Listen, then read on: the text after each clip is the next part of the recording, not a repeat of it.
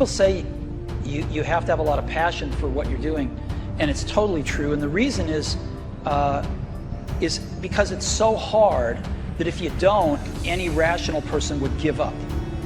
It's really hard, and you have to do it over a sustained period of time. So if you don't love it, if you're not having fun doing it, you don't really love it, you're going to give up. And that's what happens to most people, actually. If you really look at the ones that ended up, being successful, unquote, in the eyes of society, and the ones that didn't, oftentimes it's the ones that are successful loved what they did so they could persevere when it got really tough. And the ones that didn't love it quit because they're sane, right? Who would want to put up with this stuff if you don't love it? So it's a lot of hard work, and it's a lot of worrying constantly. And if you don't love it, you're going to fail. Me chamaram aqui para contar um pouco a minha história de vida, contar um pouco como tudo começou. Com 12 anos de idade, perdi meu pai numa cidade do interior e fui obrigado a ajudar minha mãe, tinha mais 3 irmãos. E ali, com as dificuldades de criança e tudo, vendo minha mãe desesperada, saí de casa. Meu pai tinha um sítio no interior de Minas, e eu comecei ali a pegar mexerica e comecei a vender no sinal de trânsito na minha cidade de Divinópolis. Recordo disso com muito orgulho, porque eu acho que ali foi a minha escola de entender um pouco o que é lidar com as pessoas. Porque a gente fala muito, eu acho que tanto no .com como loja física, a gente sempre está lidando com gente. E ali comecei a montar minha barraquinha de mexerica na cidade ali, tinha uma faculdade na porta da minha casa. E logo quando eu montei minha barraquinha, que eu comecei a vender bastante mexerica, porque tinha muito estudante, logo apareceu um concorrente para vender mexerica também. E aí eu fui obrigado a criar um slogan, cobrir qualquer oferta do Brasil. Então eu vendia mexerica por R$1 e vendia mexerica por R$1. Aí eu comecei a ver que eu tinha que vender 2 mexericas por R$1. Depois 5, 10, depois tinha que descascar, depois tinha que entregar na sala de aula. E ali eu tive que me se virar e aprender a lidar com as pessoas. Eu falo tudo isso porque isso tem muita origem da minha empresa, tem muito em cima disto até hoje. A forma de desafiar o mercado, a forma de buscar convencer o consumidor. Então eu tive da minha origem que aprender na rua mesmo ali, no dia a dia. Bom, minha mãe começando a crescer, vim para São Paulo buscar minha bijuteria aqui na 25 de março, que todo mundo conhece, com minha mãe, buscando tudo na mão. Eu fui crescendo, desenvolvendo, até que um dia, quando eu completei 18 anos, eu falei com minha mãe, quero montar uma lojinha de eletrodoméstico. Mas meu filho, você está maluco, você não tem dinheiro para isso.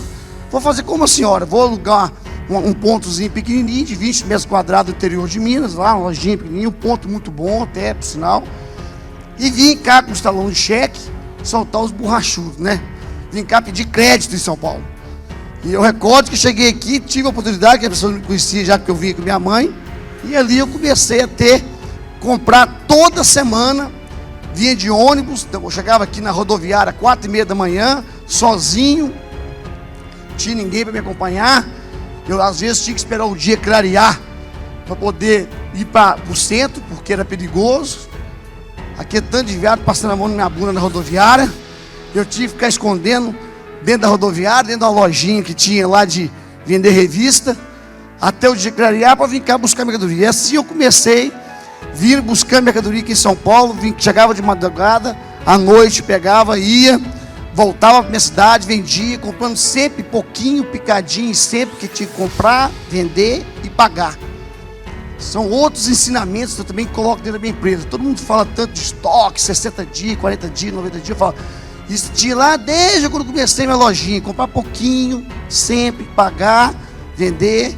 E assim eu vinha, dava 10 viagens da 25 de março até a rodoviária, pegava o maleiro da rodoviária, guardava tudo no maleiro, trazia tudo na mão, chegava, vendia e começamos.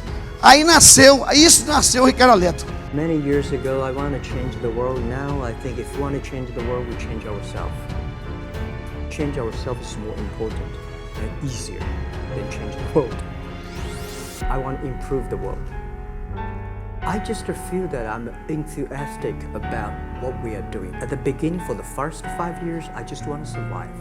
But later, I think, wow, so many people's life changed. I was so excited, for the first 3 years, we made zero revenue. But we are so excited to continue to work. You know what happened? I remember many times when I go to restaurant have dinner, somebody came, when I was trying to pay the bill, the owner of the restaurant came to say, "Sir, your bill is paid by someone." And the small note said, "Hey, Mr. Ma, I'm your customer of Alibaba Group, Alibaba platform.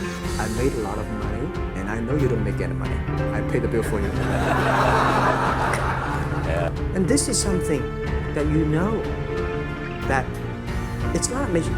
If you don't do it, nothing's possible. If you try to do it, at least you have the hope.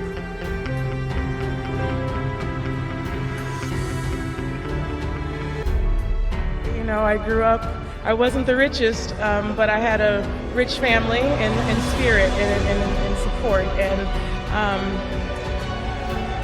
standing here with 19 championships is something I never thought would happen. I went on the courts with just a ball and a racket and a hope, and that's all I had. And it's inspiring for all you guys out there that want to do something and want to be the best that you can be and want to do the best that you can do. You just never give up, because you never know what can happen. You never know who you can inspire and who you can influence. When a seed is planted in the ground, all you can do is water it. You cannot control the sunshine, you cannot control the weather, and you cannot control whether the locusts will come and try and destroy it. All you can do is plant your seed in the ground, water it, and believe. That is what allowed me to be in this position right now. I would not stop believing.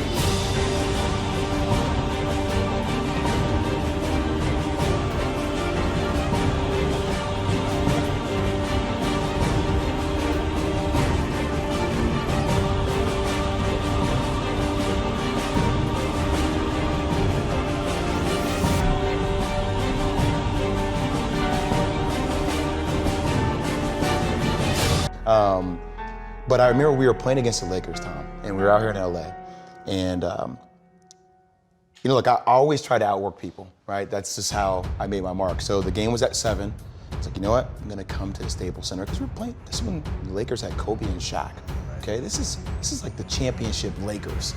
So now I'm gonna get there at 3 o'clock, and I wanna make sure I make 408 shots before I go back into the room, and then I sit in the sauna and I get ready for the game. So, get in the car, get to the gym, get there, and as I'm walking onto the court, who do I see? I see Kobe Bryant, already working out. And I'm like, okay, it's kind of cool. It's Kobe. What's up, Kobe, And, so I put my sneakers on, and you ever get lost in what you do where you end up like, wait, it's been an hour and a half. Like I'm here, I'm in it. So once I set my foot across that line, I started working out. And so I worked out for a good hour and a half. And when I came off, after I was done, I sat down, and of course I still hear the ball bouncing. I look down, I'm like, this guy's still working out. He was working out. Like, it looks like he was in a dead sweat when I got here.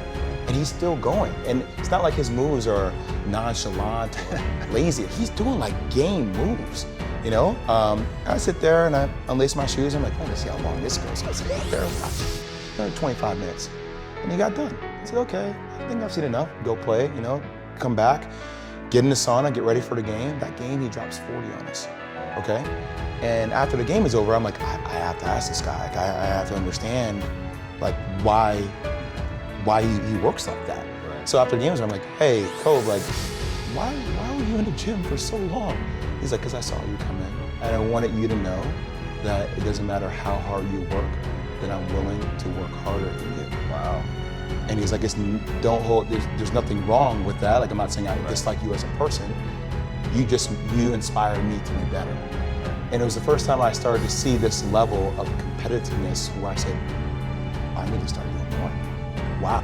The first 2-3 years for Alibaba was a disaster. We did not have a business model. People in China did not believe internet. People did not believe e-commerce. What we did, the 18 people together did like 40, 50 people. We only have a vision. We don't know how to do it. And then we got an excellent person He worked more than 30 years in GE. He gave me said, Jack, it's about the system. It's about the people, value, mission, and people training. And then year 2002 and 3, 4, I spent a lot of time training our people with the value, mission, and professionalism. And then we got more managers, more leaders than most of the other startups. Then we started to do better. So in order to survive, we have to be mission-driven, value-driven, and people-driven. Today we do e-commerce. Tomorrow may not. The day after tomorrow, we don't know what we'll do. But if we're mission, value-driven, if we believe young people, if we want to supporting the other people to be more successful, there is always business model. There's always money to make. That's what we do. It's not about business model. Later, it's about create values for the others.